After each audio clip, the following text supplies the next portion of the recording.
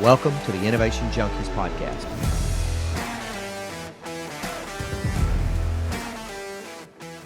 Hey guys, welcome to another episode of the Innovation Junkies podcast. I'm Jeff Standridge. I can't believe we're back already. It's Jeff Amrine here. Well, we were back about 4 times until I messed it up and we had to start over. So we're gonna be on track this time.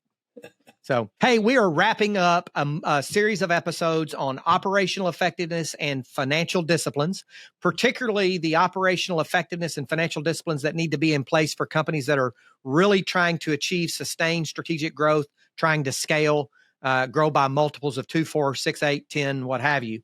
And today what I'd like to do is talk a little bit about as we close it out, any kind of parting shots that we want to make sure that we share with our listeners regarding operational effectiveness. Anything you want to start with, Jeff? Yeah, I would say the one thing is many businesses go quite a while, sometimes multiple years, with the fundamental prime directive being we're going to win through personal heroics. And what I mean by that is they don't have good documented procedures. They don't really have good financial discipline. They may be good at one particular thing like sales, but they've kind of ignored all those other things that make for a well-oiled machine. And those things have pillars under them like good operational efficiency and disciplines and practices and repeatable procedures, and a financial discipline to know how to spend your money and on what. Yeah. And so, I mean, that's the general sentiment. Personal heroics will not grow. No doubt about it. That's you right. Can't build a That's business right. around that. You can't grunt everything across the goal line, right? Exactly. It's like what you used to say in transportation. Build a transportation business. You had exactly one tool and it was a hammer and everything looked like a nail. That's right. That's right. So really we need to be talking about having a cogent plan. So an actual documented plan that was created by you and your leadership team with some buy-in from other key contributors around the organization that's specifically focused on a future destination that you're trying to get to.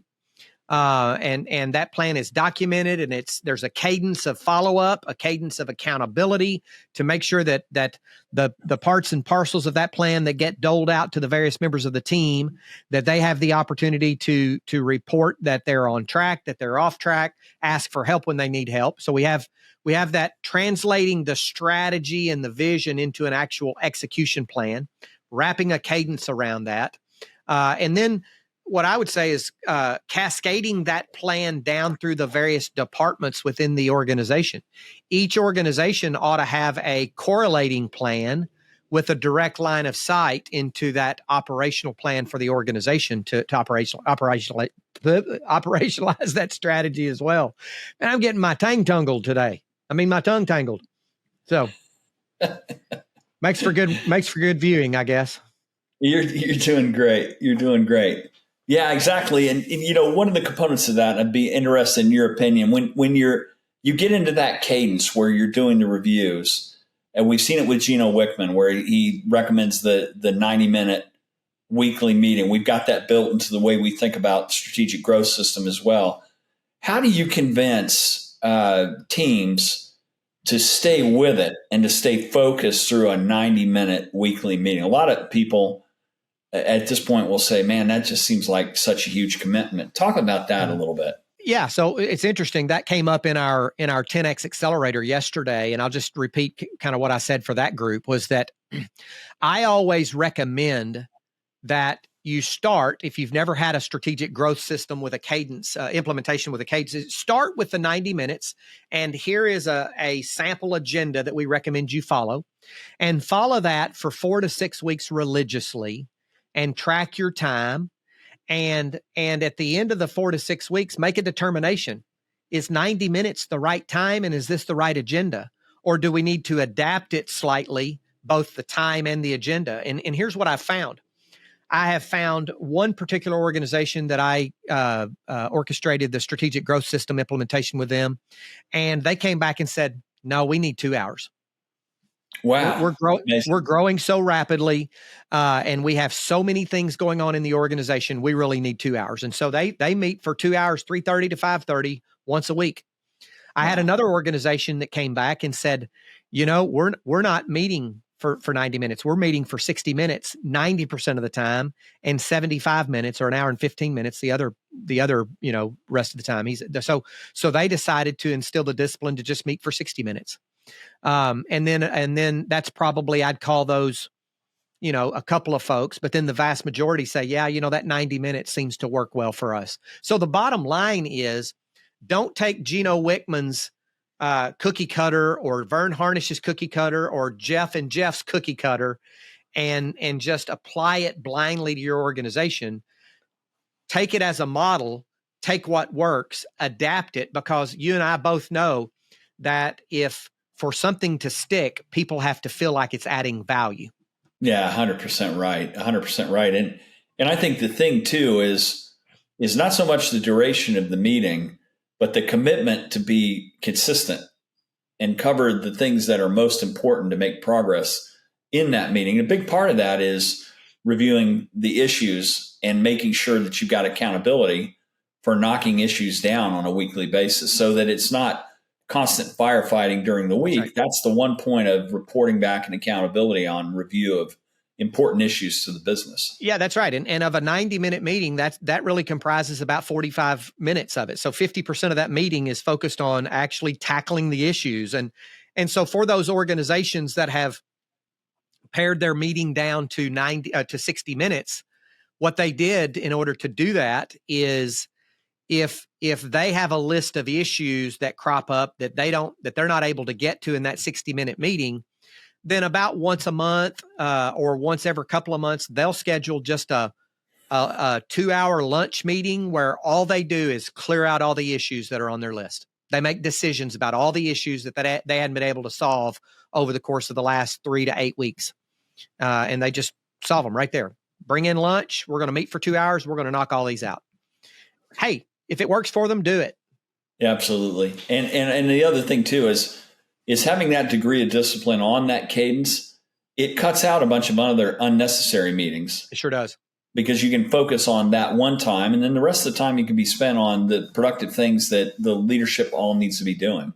Yeah, and so I'll just go ahead and throw out there is for our listeners, if you want to see a recommended 90-minute weekly leadership meeting cadence, which Gino Wickman would call the L10. We call ours basically just the weekly leadership meeting. If you want to see what we recommend that organizations implement along with a strategic growth system in terms of that weekly meeting cadence for you and your leadership team, shoot me an email, jeffs@innovationjunkie.com, jeffs@innovationjunkie.com. I'd be glad to send you a copy of that. Yeah. What else, Jeff, do you see in terms of making that organizational strategy a reality in terms of operationalizing it?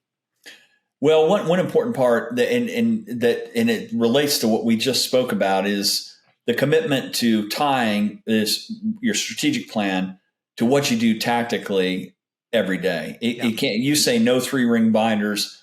It can't just be something that's up on the shelf. And the commitment means what you do day to day is tied to the strategy, and it's all integrated. It's not a separate thing where we did a strategic plan, now we go back to doing what we do every day. Mm-hmm. I think more often than not, companies fail against a strategy because they don't have that connection, and maybe they don't even have the commitment at the highest level, at the CEO level, at the board level, to the plan. And so consequently, everybody goes back to whatever bad habits they've had. And then they'll kind of randomly think near the end of the year, I better check and see what kind of progress I made against the strategic plan. So having that good execution plan, the accountability of the weekly meeting to make sure you're making progress against long-term objectives and your short-term targets and your 90-day rocks and you're hitting your KPIs. I think all that is hugely important. That's right. That's right. And I've had CEOs of organizations that we've implemented our strategic growth system come back and say, you moved us forward more in the last 6 months than we've moved in 10 years. I've had CEOs say, I was working 70, 80 hours a week, 0 time off on the weekends, constantly up here trying to get things done. And I finally have a life now because we've built a mechanism of accountability and we've put it in place, and we've created the visibility into that so that everyone knows what everyone else is responsible for, and we've got the right people focused on the right things. And it's given me time back in my life to be able to actually enjoy my work and focus on how do we grow this thing strategically. Well, and if you go through this, the other thing that can be kind of an outcome is something you talk a lot about, the culture of excellence. Mm-hmm. So being able, if you've got the strategic growth system in place, you've got the disciplines that we've been talking about. Ultimately, one of the outcomes is you've got a culture of excellence because everybody can rally around something. There's visibility. It all ties together. Yeah, that's good. And I think since you bring that up, and we're coming up on near the end of the year, we've got a couple of episodes that I know we're going to finish the year out with. One is going to be a special guest that we're going to be bringing in for the last episode of the year. But I think the next episode is I'd like to just review once again that culture of excellence and maybe talk a little bit about the key things that leaders need to be thinking about as they finish out the year in terms of how they bring that culture of excellence into place in their organizations in 2024. Sounds great, man. Let's do it. I look forward to it. All right. This has been another episode of the Innovation Junkies podcast. Thank you for joining. See you next time.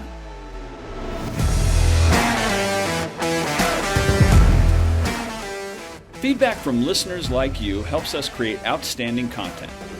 So if you like this episode, be sure to rate us or leave a review. Also, don't forget to subscribe to get the latest growth and innovation strategies. Thanks for tuning in to the Innovation Junkies podcast.